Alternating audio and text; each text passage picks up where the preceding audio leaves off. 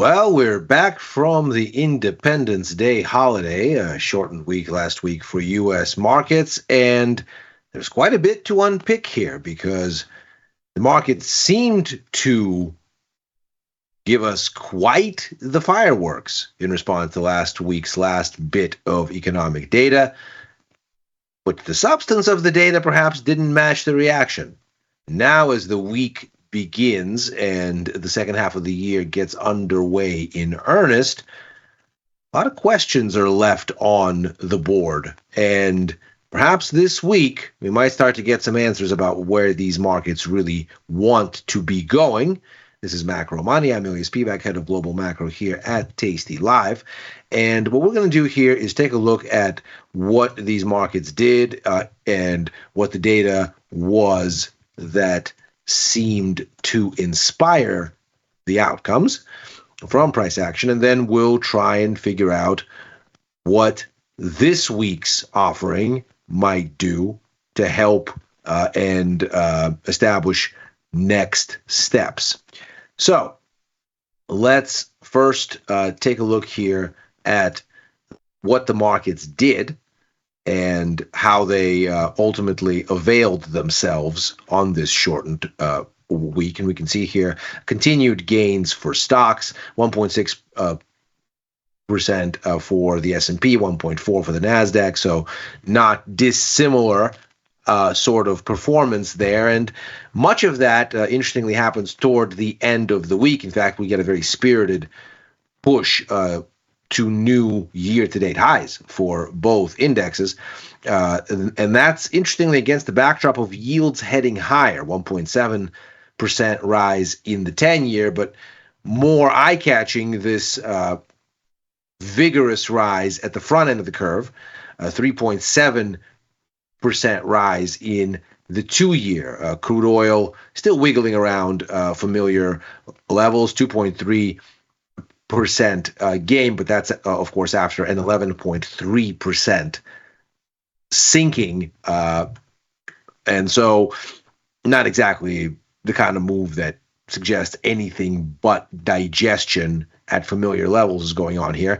Gold managing a little bit of a rise last week, and of course that's interesting in the context of yields being higher. Typically gold hates rising yields. Nevertheless, here we are. And the other kind of interesting consideration here, of course, the dollar, which ends up putting a kind of mixed bag of a performance. It's down a little bit against the yen, which is a bit odd, or up a bit, I should say, against the yen, and down a bit against the euro.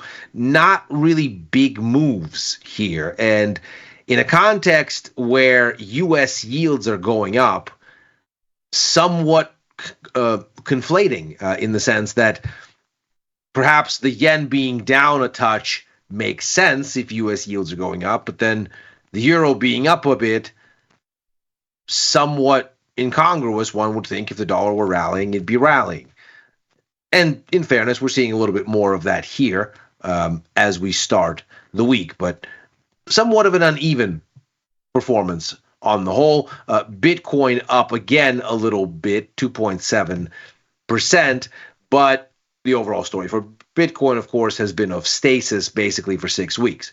We're still in a range, and we're still kind of bobbing around the top of that range, struggling to find lasting direction, either finally through the top of that range or back lower. It is, of course, very interesting that Bitcoin was this well supported in an environment where at least the dollar was a mixed bag and yields were up because, of course, Bitcoin doesn't yield anything. So higher yields, one might think, wouldn't be so great. But this really is where all of this reaction starts to take on a sort of suspect character. Last Thursday was the lowest volume, second lowest volume day for the S&P 500, or at least the futures that track it, of the year. And so it really was very, very thin. And with that, you're liable to get some weirdness in the price action. And some of these things definitely look out of step. So what we'll do here is we'll take a look at what the data was that came out and see why the markets might have read it this way, and then consider whether that reading seems to actually make sense, at least sort of logically following from what the price action is telling us. First, of course, was the U.S. jobs report, which came out ostensibly better than expected, 147,000 jobs added versus 110 expected. So at the headline, that looks better. The unemployment rate, 4.1 versus 4.3% expected. Again, at the headline, that looks better. Let's take a look at some of the internals. So not only was 147 better, but the prior number, 139, was revised higher to 144. Seems better. The unemployment rate, 4.1, looks better at face value, except when we look at the participation rate and see that it actually went down. So this starts to look suspect immediately because, of course, the way that the unemployment rate is counted is it measures the number of folks that are unemployed in the labor force, where to be unemployed, one has to be defined as looking for work and then unable to find it.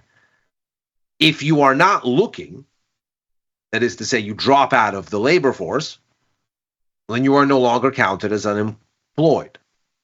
And after a certain amount of time, you drop out. And what we see here is that labor force participation here actually gets a little soggier. Now, that we go from 62.4 to 62.3 doesn't sound like it's a lot, but that 0.1% change is across the entirety of the U.S. labor force.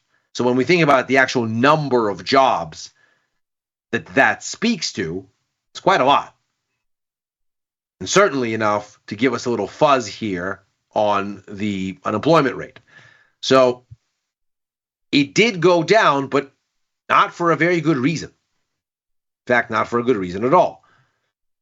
Moreover, we end up with a little bit of an upside surprise on the headline number for NFP. Certainly. So we were looking for 110. We got 147. That's 37 more thousand than we thought. The prior number is 144. The expectation, or at least the initial estimate, was 139. That's a difference of 5,000 jobs. Okay, so 5,000 jobs along with 37 is 42,000 jobs over the course of June and May, more than we thought would be on the menu before this data came out. That sounds good, except when we take a look at the 2-month revision here, NFP is typically revised for the prior month and the month before, we can see that the cumulative 2-month revision here was actually down 95,000 jobs. In other words, what we actually learned here is that we ended up with 53,000 jobs fewer over the past 2 months and June, so June, May, April, than we thought. Moreover, the downside revisions on this 2-month running tally, they seem to be getting larger over the past several months. So, do we have more jobs? At the headline, okay, but do we actually have more jobs? Well, the answer seems to be no. Furthermore, When we look at how we end up with more jobs, this is a great chart from friend of the show, Daniel Dubrovsky, who's a macro and data analyst. We have this insight here. So this wonderful chart demonstrating that nearly all of the gains in employment, 90% of them, came from just two sectors. And so what we find is that, first of all, for healthcare, where we get a big outsized jump, it's actually a move down May into June. For government, it is certainly a step up. There's no question there. But as we discussed with Chris Vecchio earlier today on Futures Power Hour, check out that show, this seems to largely come from a longer school year and paying teachers more than you might have expected, than you might have budgeted for, just because of a calendar quirk.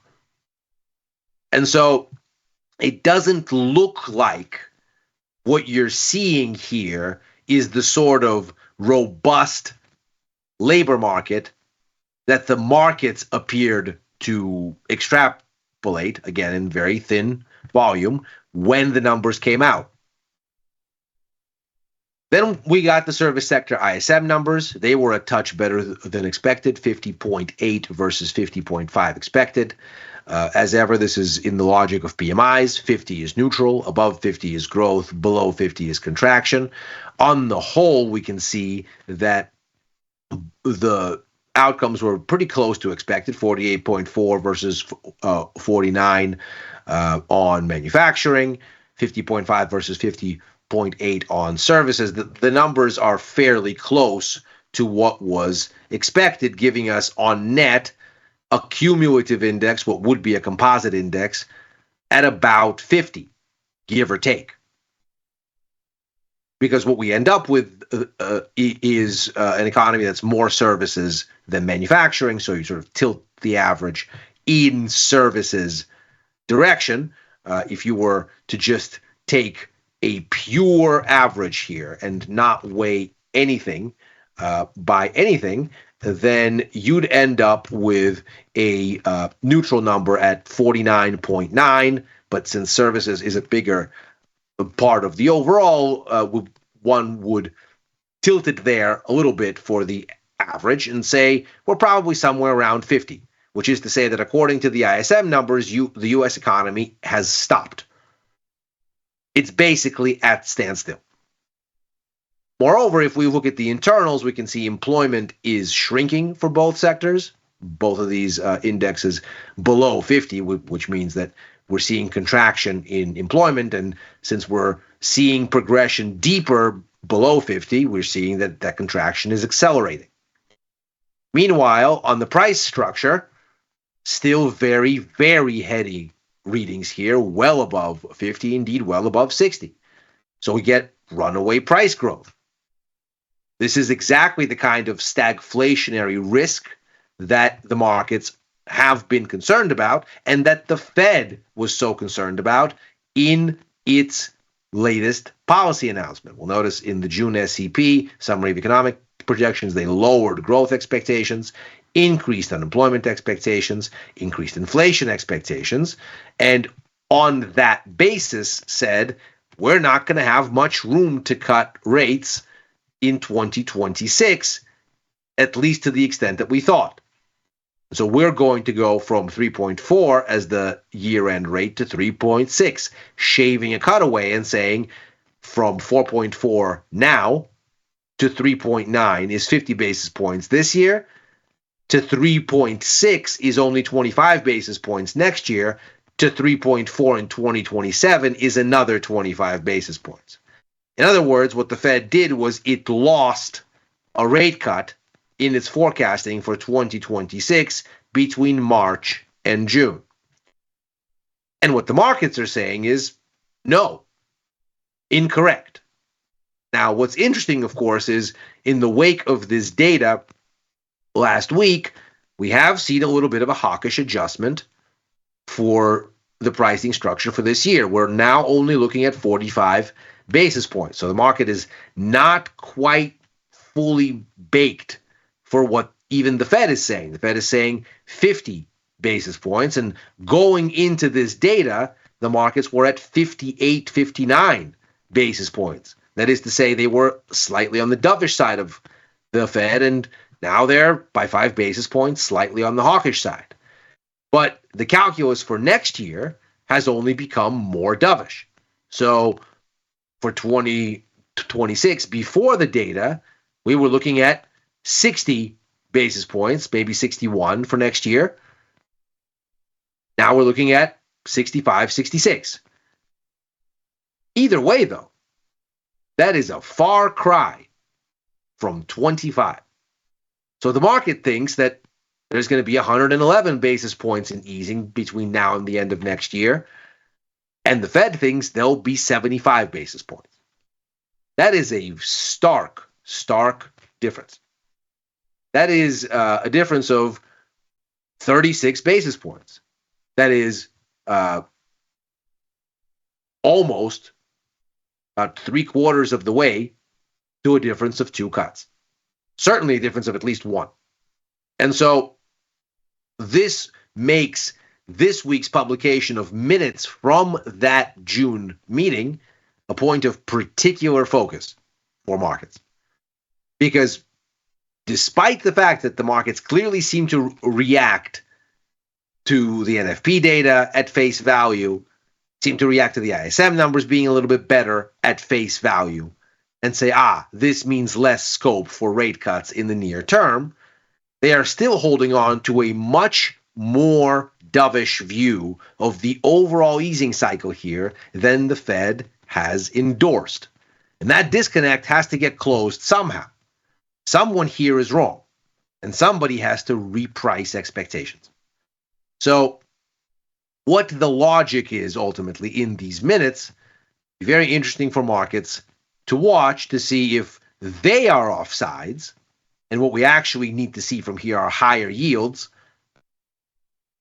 or if in fact the Fed is offside.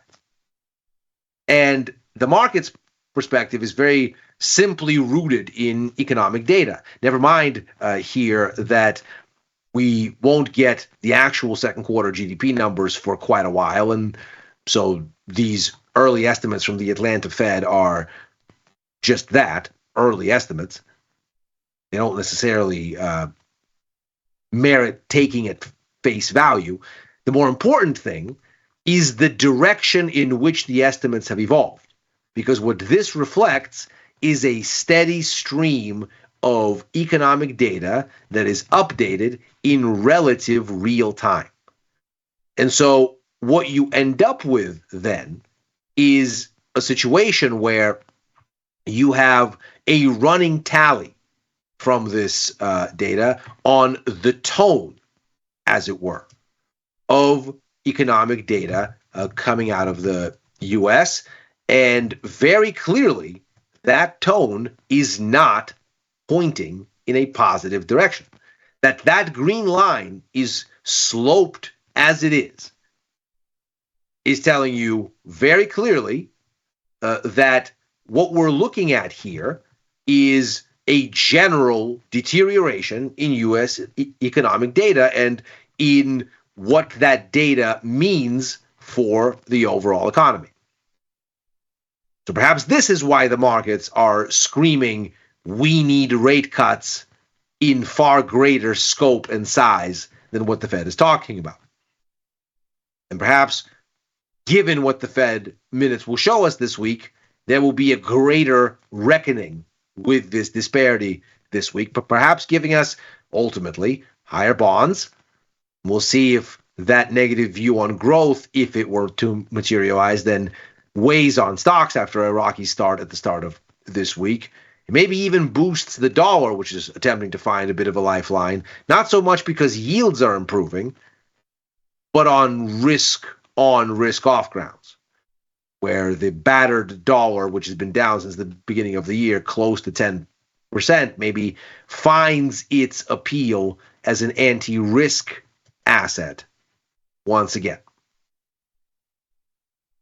And then Otherwise, besides this focal point on U.S. data, there is another batch from China. The inflation rate seen coming in at 0, so economy-wide standstill and an absence of demand seems to continue. A wholesale inflation seen down 3.1%, only a modest improvement over the 3.3% in the prior month. And then over the weekend, we're going to get the trade numbers, and it'll be the exports numbers that we watch most closely, but also imports ought to merit some attention. Exports, of course, because we need to see if the front running of tariffs has finally run its course, and imports to see if domestic demand is finally starting to show some signs of life.